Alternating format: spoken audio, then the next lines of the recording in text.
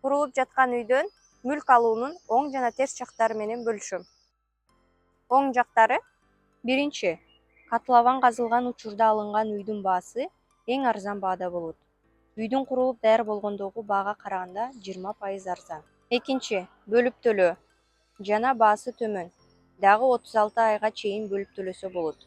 Үчүнчү, курулуш башталганда сатып алынган үйдүн 1 жылдан кийин дубалдары көтөрүлгөндөн кийин сатсаңыз, ал үйдөн сиз баштапкы баадан 10-15% пайда таба аласыз. Төртүнчү, канчанчы кабаттан экенин, үйдүн пландоосун, табитиңизге карата ремонтун өзүңүз жасайсыз. Эски үйдүн ремонтун жаңылоо бул 2 иш жана көп каражатты талап кылат. Терс жактары: биринчи, үлүштүк катыш келишим боюнча кыймылсыз мүлк сатып алуучуну коргогон мыйзам бизде жок.